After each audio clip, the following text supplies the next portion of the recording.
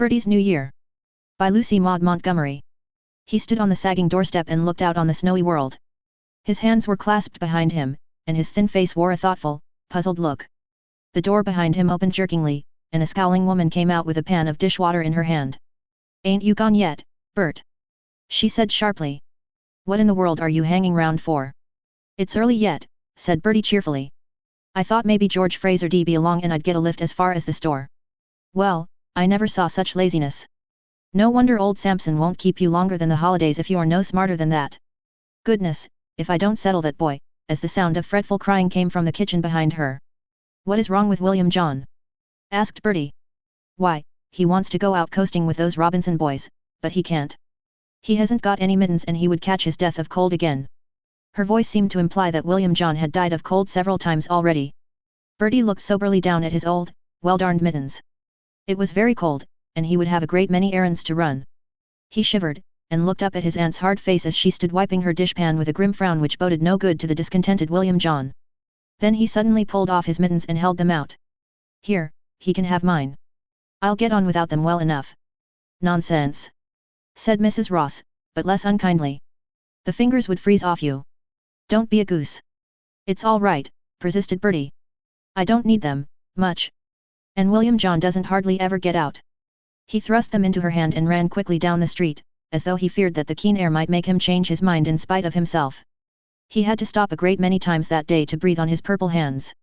Still, he did not regret having lent his mittens to William John, poor, pale, sickly little William John, who had so few pleasures. It was sunset when Bertie laid an armful of parcels down on the steps of Dr. Forbes's handsome house. His back was turned towards the big bay window at one side, and he was busy trying to warm his hands, so he did not see the two small faces looking at him through the frosty panes. "Just look at that poor little boy, Amy," said the taller of the two. "He is almost frozen, I believe. Why doesn't Caroline hurry and open the door?" "There she goes now," said Amy. "Edie, couldn't we coax her to let him come in and get warm? He looks so cold." And she drew her sister out into the hall, where the housekeeper was taking Bertie's parcels. "Caroline," whispered Edith timidly, "please tell that poor little fellow to come in and get warm, he looks very cold." "He's used to the cold, I warrant you," said the housekeeper rather impatiently. "It won't hurt him." "But it is Christmas week," said Edith gravely, "and you know, Caroline, when Mama was here she used to say that we ought to be particularly thoughtful of others who were not so happy or well off as we were at this time." Perhaps Edith's reference to her mother softened Caroline, for she turned to Bertie and said cordially enough, "Come in, and warm yourself before you go. It's a cold day." Bertie shyly followed her to the kitchen. "Sit up to the fire," said Caroline, placing a chair for him, while Edith and Amy came round to the other side of the stove and watched him with friendly interest. "What's your name?" asked Caroline. "Robert Ross, ma'am." "Oh, you're Mrs. Ross's nephew then," said Caroline, breaking eggs into her cake bowl, and whisking them deftly round. "And you're Samson's errand boy just now? My goodness," as the boy spread his blue hands over the fire, "where are your mittens, child? You're never out without mittens a day like this." "I lent them to William John, he hadn't any," faltered Bertie. He did not know but that the lady might consider it a grave crime to be mittenless. "No mittens!" exclaimed Amy in dismay. "Why, I have 3 pairs. And who is William John?" "He is my cousin," said Bertie. "And he's awful sickly. He wanted to go out to play, and he hadn't any mittens, so I lent him mine. I didn't miss them, much." "What kind of a Christmas did you have?" "We didn't have any. No Christmas," said Amy, quite overcome. "Oh, well, I suppose you are going to have a good time on New Year's instead." Bertie shook his head. "No, I guess not. We never have it different from other times." Amy was silent from sheer amazement. Edith understood better, and she changed the subject. "Have you any brothers or sisters, Bertie?" "No, returned Bertie cheerfully. "I guess there's enough of us without that. I must be going now. I'm very much obliged to you." Edith slipped from the room as he spoke, and met him again at the door. She held out a pair of warm-looking mittens. "These are for William John," she said simply, "so that you can have your own. They are a pair of mine which are too big for me. I know Papa will say it is all right. Goodbye, Bertie." "Goodbye, and thank you," stammered Bertie, as the door closed. Then he hastened home to William John. That evening Dr. Forbes noticed a peculiarly thoughtful look on Edith's face as she sat gazing into the glowing coal fire after dinner. He laid his hand on her dark curls inquiringly. "What are you musing over?" "There was a little boy here today," began Edith. "Oh," such a dear little boy, broke in Amy eagerly from the corner, where she was playing with her kitten. His name was Bertie Ross. He brought up the parcels, and we asked him in to get warm. He had no mittens, and his hands were almost frozen. And, oh, Papa, just think, he said he never had any Christmas or New Year at all. Poor little fellow, said the doctor. I've heard of him, a pretty hard time he has of it, I think. He was so pretty, Papa. And Edie gave him her blue mittens for William John. The plot deepens. Who is William John? Oh, a cousin, or something, didn't he say, Edie? Anyway, he is sick, and he wanted to go coasting, and Bertie gave him his mittens. And I suppose he never had any Christmas either. There are plenty who haven't, said the doctor, taking up his paper with a sigh.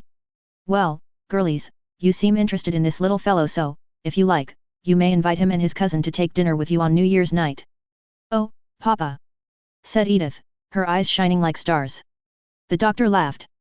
Write him a nice little note of invitation, you are the lady of the house, you know, and I'll see that he gets it tomorrow. And this was how it came to pass that Bertie received the next day his first invitation to dine out. He read the little note through 3 times in order fully to take in its contents, and then went around the rest of the day in deep abstraction as though he was trying to decide some very important question. It was with the same expression that he opened the door at home in the evening. His aunt was stirring some oatmeal mush on the stove. Is that you, Bert? She spoke sharply.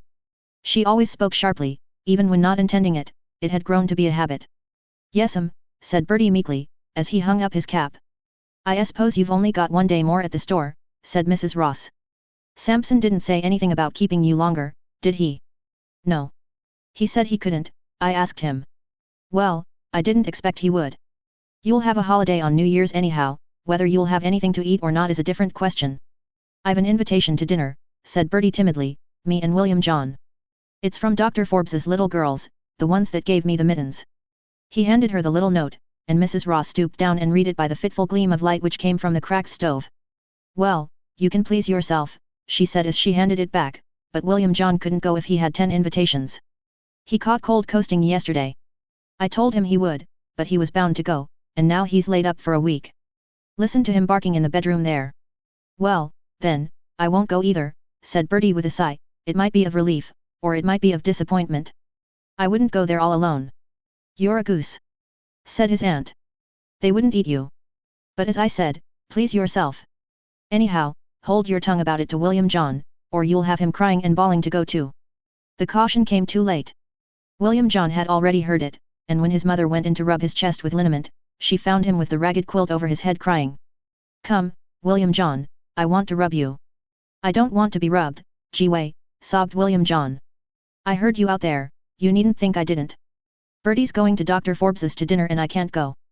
Well, you've only yourself to thank for it, returned his mother. If you hadn't persisted in going out coasting yesterday when I wanted you to stay in, you'd have been able to go to Dr. Forbes's. Little boys who won't do as they're told always get into trouble. Stop crying, now. I dare say if Bertie goes they'll send you some candy, or something. But William John refused to be comforted. He cried himself to sleep that night, and when Bertie went in to see him next morning, he found him sitting up in bed with his eyes red and swollen and the faded quilt drawn up around his pinched face. Well, William John, how are you? I ain't any better, replied William John mournfully. I suppose you'll have a great time tomorrow night, Bertie. Oh, I'm not going since you can't, said Bertie cheerily. He thought this would comfort William John, but it had exactly the opposite effect. William John had cried until he could cry no more, but he turned around and sobbed. There now, he said in tearless despair. That's just what I expected. I did suppose if I couldn't go you would, and tell me about it. You're mean as mean can be. Come now, William John, don't be so cross. I thought you'd rather have me home, but I'll go, if you want me to. Honest, now? Yes, honest. I'll go anywhere to please you. I must be off to the store now. Goodbye. Thus committed, Bertie took his courage in both hands and went. The next evening at dusk found him standing at Dr. Forbes's door with a very violently beating heart. He was carefully dressed in his well-worn best suit and a neat white collar. The frosty air had crimsoned his cheeks and his hair was curling round his face. Caroline opened the door and showed him into the parlor, where Edith and Amy were eagerly awaiting him. Happy New Year, Bertie, cried Amy. But, why, where is William John? He couldn't come, answered Bertie anxiously, he was afraid he might not be welcome without William John. He's real sick. He caught cold and has to stay in bed, but he wanted to come awful bad. Oh, dear me. Poor William John, said Amy in a disappointed tone. But all further remarks were cut short by the entrance of Dr. Forbes. How do you do? He said, giving Bertie's hand a hearty shake. But where is the other little fellow my girls were expecting? Bertie patiently recounted for William John's non-appearance. It's a bad time for colds, said the doctor, sitting down and attacking the fire. I dare say, though, you have to run so fast these days that a cold couldn't catch you. I suppose you'll soon be leaving Sampson's. He told me he didn't need you after the holiday season was over. What are you going at next? Have you anything in view? Bertie shook his head sorrowfully. No, sir, but, he added more cheerfully, I guess I'll find something if I hunt around lively. I almost always do. He forgot his shyness, his face flushed hopefully, and he looked straight at the doctor with his bright, earnest eyes. The doctor poked the fire energetically and looked very wise. But just then the girls came up and carried Bertie off to display their holiday gifts. And there was a fur cap and a pair of mittens for him. He wondered whether he was dreaming. And here's a picture book for William John, said Amy, and there is a sled out in the kitchen for him. Oh, there's the dinner bell. I'm awfully hungry.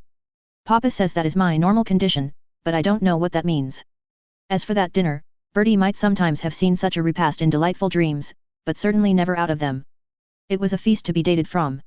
When the plum pudding came on, the doctor, who had been notably silent, leaned back in his chair, placed his fingertips together, and looked critically at Bertie.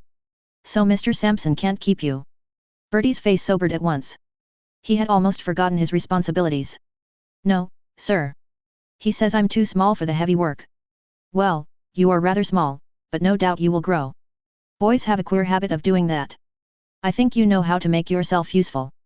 I need a boy here to run errands and look after my horse. If you like, I'll try you.